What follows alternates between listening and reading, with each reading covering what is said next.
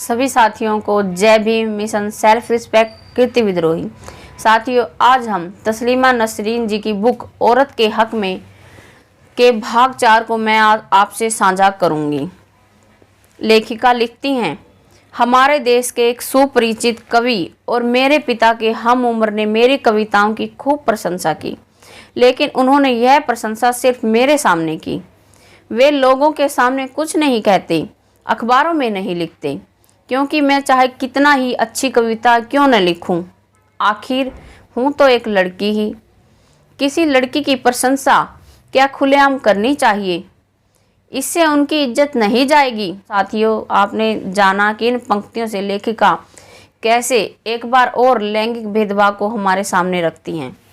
इस देश के चरित्र सजग बुद्धिजीवी गोपनीय ढंग से लड़कियों के साथ घूमना फिरना पसंद करते हैं। शहर के बड़े बड़े रेस्तरां में सबसे किनारे वाली टेबल पर बैठकर चाइनीज खाते हुए गप्पे लड़ाना पसंद करते हैं, क्योंकि उनके अंदर तो घिनौना संस्कार नहीं है। उनका जीवन तरंगहीन तालाब नहीं, उताल समुद्र है। वे जीवन के विचित्र आनंद को अपने में समाहित करने में व्यस्त हैं।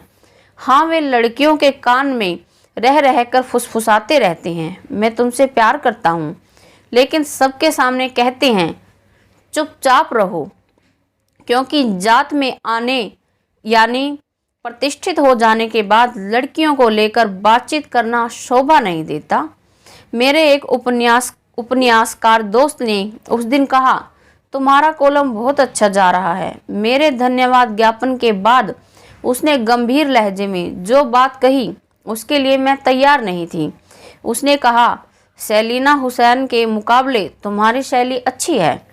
मैंने पूछा, यह अचानक सेलिना हुसैन का प्रसंग क्यों आया?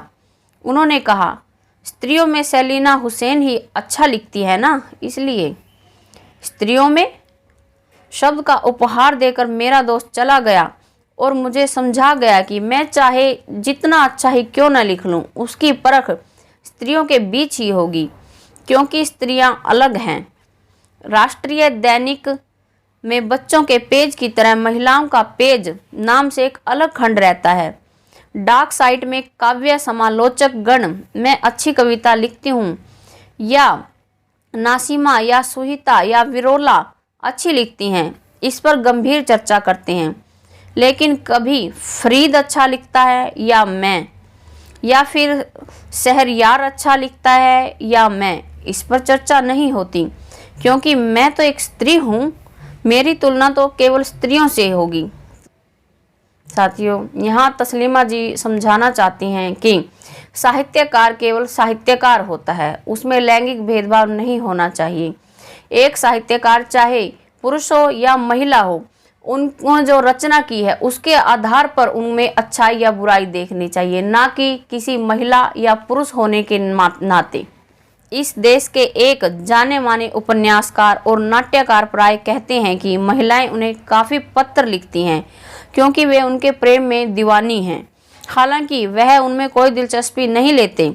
एक बार तो वह लोगों के दरवाजे दरवाजे जाकर कह आए कि एक लड़की ने अपने सीने के खून से उन्हें पत्र लिखा है। बाद में पता चला कि खून वून कुछ नहीं, लाल रंग में डूबे नए वर्ष का कार्ड लेकर उन्होंने एक मनगढ़ंत कहानी सुनाई थी। लड़कियों को लेकर इस तरह की बातें बनाकर वे लोग एक तरह का विकृत आनंद लेते हैं। साथियों, यहाँ लेखिका समझाना चाहती हैं, लड़कियों को लेकर मजाक करना, ये मेरी, ये तेरी, ये सभी छेड़छाड़ के तरीके हैं। ये भी एक तरह का महिला शोषण है। आगे लेखिका लिखती हैं, मेरा एक दोस्त एक साप्ताहिक पत्रिका का संपादक है। एक दिन बहुत उद्वेग और कुछ असंतोष के साथ बोला, शाहबाग के मोड़ पर 2 लड़के तुम्हारे बारे में अनाप शनाप बक रहे थे। सुनते ही मैं जोर से हंस पड़ी। मैंने हंसते हंसते कहा, इसमें हैरान होने की क्या बात है? क्या वे लोग अबुल कलाम के बारे में बात करेंगे?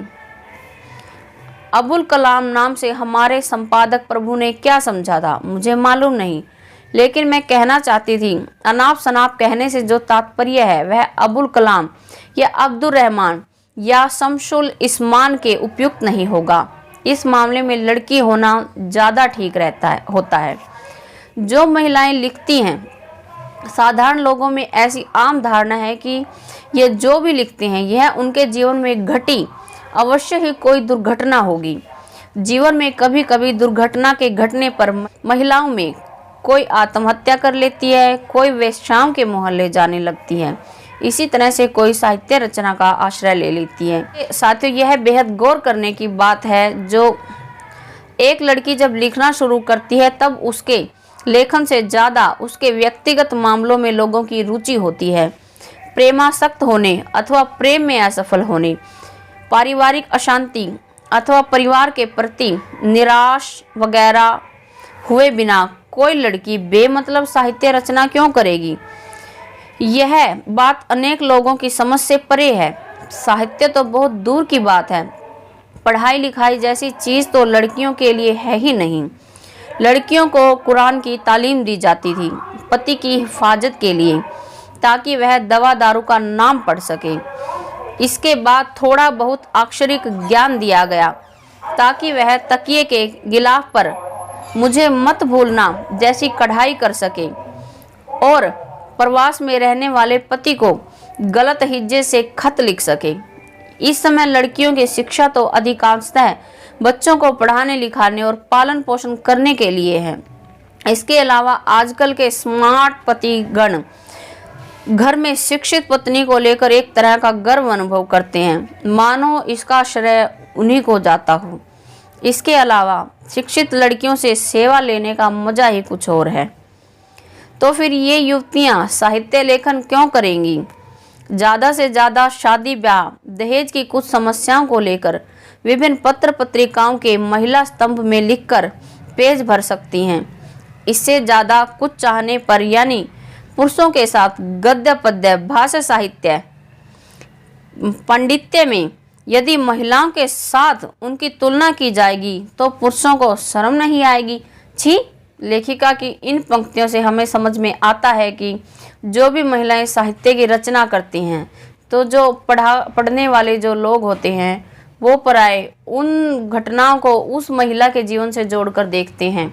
साथियों, तो ये था तस्लीमा नसरीन जी की बुक औरत के हक में का भाग 4 जो मैंने आपसे साझा किया। जानकारी कैसी लगी कमेंट बॉक्स में लिखकर ज़रूर बताइएगा। देखते रहिए मिशन सेल्फ रिस्पेक्ट। जय भीम।